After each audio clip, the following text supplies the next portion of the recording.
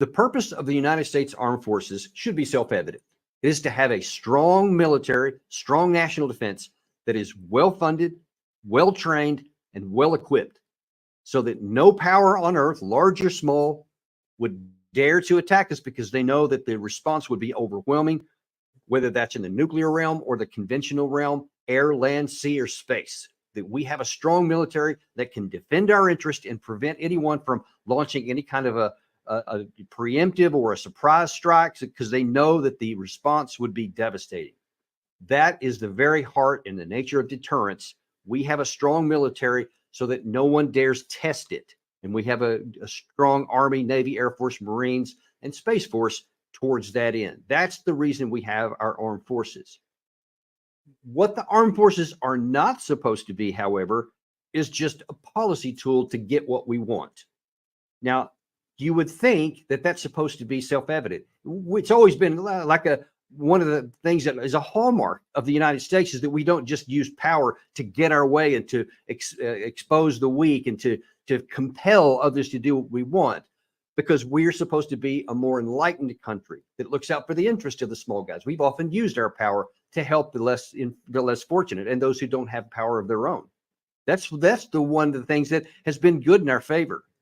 But there are now, and it's beginning to get worse, too many politicians in America, too many so-called experts who want to use our military not as a source of last resort, the last thing we have to do in order to keep our people safe. That's the way it used to be. Now then, it's been devolved into a policy option of first choice for many people. You think I'm making that up? Let's take a look at a couple of clips here. This is one of these is from yesterday on Fox News, to where Representative Dan Crenshaw was being asked about the current situation in Israel and the war with Hamas and the potential for Hezbollah to come into the war on the side of Hamas and against Israel to open up a northern front. That's a very serious potential here. So Shannon Bream asked Representative Crenshaw what he thought about this. In the meantime, this is all against the backdrop of some very serious domestic and foreign policy issues. I want to read something from Tom Cotton, like you, a veteran who has served us and our country in uniform. He says this: there have been multiple attacks against Americans by Iran's proxies in the last few days alone. Biden must immediately warn Iran that any attack by its proxies against Americans will be treated as a direct attack by Iran against the U.S. and will be met with massive retaliation. Where are you on exactly what this administration needs to be signaling to Iran at this moment? You could have read my tweet. I think I tweeted something very similar. So I completely agree with Senator Cotton on this. There needs to be very clear consequences laid out for Iran and Hezbollah. People don't understand this because they're very uncomfortable with this concept that if you want to prevent war, you have to be able to threaten it and threaten it credibly. And that takes statements that make people uncomfortable. If you want to prevent war, you have to make it very clear that you're willing to beat the crap out of your enemies if they try something. Okay, let's take a look at what he said there. Now, on the surface, and a lot of people today think, yeah, man, that sounds tough. Yeah, that's right. Those Iranians, they need to understand that we mean business here. And if the best way to avoid having to use war is to make sure they know we'll kick the crap out of them. Very American these days. Problem is, that is not good policy. That actually can set us up for big time trouble. That's not only not going to keep us safe, that kind of mentality is going to put us at greater risk, potentially get Americans killed, and could set the stage for some serious long-term damage to our country. Okay, now again, I know it sounds great. Yeah, that's what we want to do to prevent war. Okay, going back to our original premise, what is the use of the American armed forces? Is it to defend America and to prevent us from being attacked so that we have the capacity to win any war that anyone launches against us? Or is it a policy tool to use for things that we want to happen, things that we don't like? This situation with Israel and potentially Hezbollah and possibly even Iran, those things are not don't threaten America. We have a definite preference for how that works out. And Israel is a staunch ally and friend in the area, but they are not a military. We don't have a Article 5 type NATO in a relationship so that an attack on one is an attack on the other, and that we have an obligation to go and defend them. That's not the nature of our alliance. We have a situation to where we provide all kinds of weapons and assistance, as we have for decades, so that Israel can defend itself. Now, they have already fought a war in 1967. They fought a large two-front war in 1973, and they have prevailed. Since that time, they have become even more capable and better and stronger. They have already fought, I think it's 5 wars with Hamas in the Gaza Strip. They know what they're doing here. They fought many conflicts in Lebanon. They know what they're doing. They can handle their national security.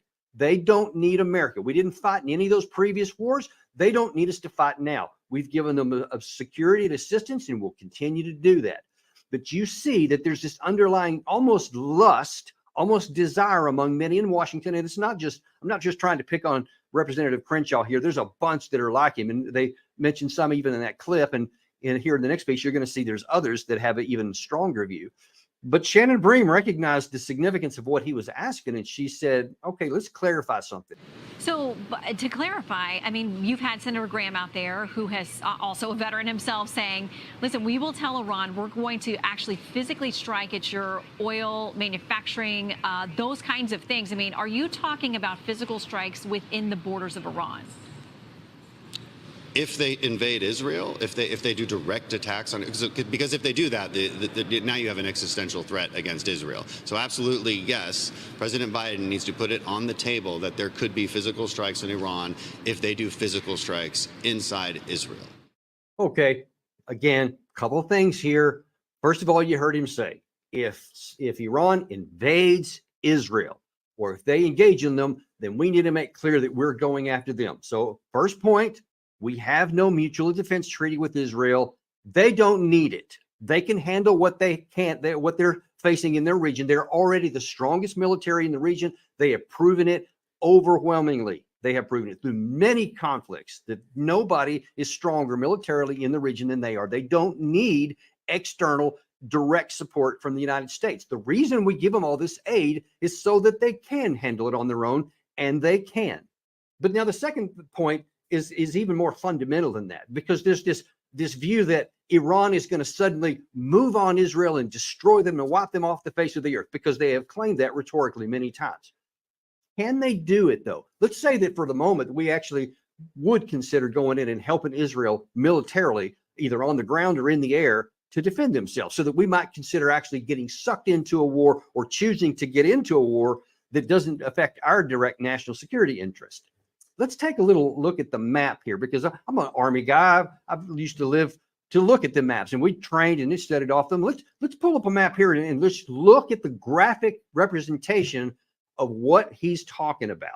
So here's a map of Israel, the Middle East. There you see, and here's Jerusalem, and there's Tel Aviv up there. And if you look a little bit further down to the south, you can see the Gaza Strip, where a lot of the chaos is going on right now. That's where that's mainly centered on. And now then let's back out, and there's here's Iraq, and down here in this lower corner, this is the Maysan province area of Iraq, which is where I served. Actually, I trained in an Iraqi border battalion in Iran. So let's see if Iran wanted to invade Israel, they wanted to go to Jerusalem. You'd see they'd have to cross this area here. They'd have to go across Iraq, cross Jordan, then cross the river, and then get into Jerusalem. How far is that? It's like 1,100 kilometers.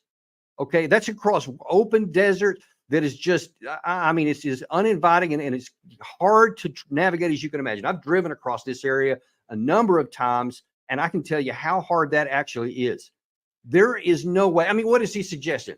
That Iranian tanks are going to start rolling across the desert, that they're going to, cross all through Iraq, cross through Jordan, both of whom are friends of the United States and allies, actually, for many years, that they're going to allow that to happen.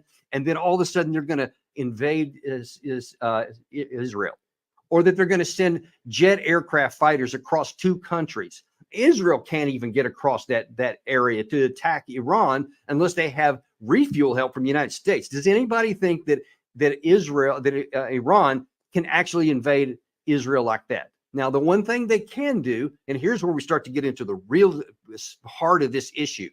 Now, Iran does have some cards to play. They're not powerless here. If we attack them, if Israel attacks Iran, then there is some problem. There is some risk here, because they do have a significant missile force. Iran can start launching very powerful ballistic missiles. highly precise missiles in some cases. They can shut down the Strait of Hormuz. They can send the price of oil up the roof, because if they shut that thing down, it affects half the globe's economy. And because global oil is a global commodity, don't get the thought that, hey, we're oil independent. We're insulated from that because we can do our own. Yeah, we do have our own, but oil is a global commodity, and the price of oil is a global issue. You can't keep it down here at, $75 a barrel for us while it's up to 150 or greater for the rest of the world, which is almost certainly what would happen if the Strait of Hormuz was shut down. They have speedboats. They can actually mine the strait. They can keep commerce out for a long time. They actually have anti-ship missiles. They could actually put our ships at risk if they overwhelm our systems. I mean, there's all kinds of things they can do. They're not going to do them unless we attack them openly. So any of this talk about one thing happens here in Israel, man, we're going to go in and we're going to launch and start a war here, whether that's Senator Cotton, whether it's Senator Graham, whether it's Representative Crenshaw. Look, I know we love to sound tough, but folks, we have to act smart too. We cannot make policy on emotions. Yes, most in America love Israel. As a Christian, I love Israel. I support Israel too. But we're American citizens here, and we have to do things that make sense. We have to do things that are wise. What America cannot do, let me point blank tell you, what we cannot do is get sucked into a Middle East war at the same time we're trying to support Ukraine. With now President Biden wants another $60 billion and all kinds of ammunition and weapons that come along with that, and another $14 billion he's already saying he wants to give to Israel. At the same time, we're trying to actually increase our defense capacity in the Indo-Pacific.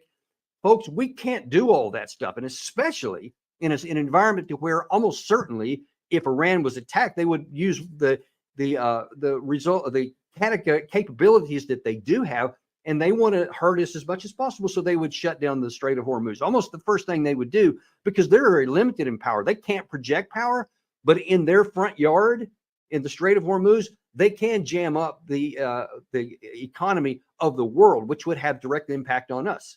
It would have impact on our allies. Do you think Europe would be fine with this? Do you think the global South would be fine with this? If all of a sudden the cost of all fuel and petroleum products went through the roof and would stay that way for a long time, it would have significant negative ramifications on everybody's economy. And of course, the global economy, it affects us all. And what hits one eventually hits everybody. We cannot afford this. America's vital national interests lie in preventing war, not seeking it. Let me reiterate that. Our national interests should not be formed on emotion to where let's go attack Iran because people have been biting at the chomp for this for decades. And to say we're going to do that if this thing happens here, because it may. It is possible that Hezbollah could open a northern front against Israel. That's a very real possibility. We better not take the advice of these folks and a bunch more like them and get involved in a war here, because we can't afford it. Our interests are in helping Israel defend themselves, and they can. This is not about abandoning Israel, which is what Biden claimed the other day, that we can't abandon Israel. No one's talking about abandoning Israel. I'm definitely not talking about abandoning Israel. I'm saying help them defend themselves, and they can. So let's don't exacerbate that situation by getting into a war that we can't survive, not because they can destroy us, but because of the global responsibilities we have. It could sink us from within.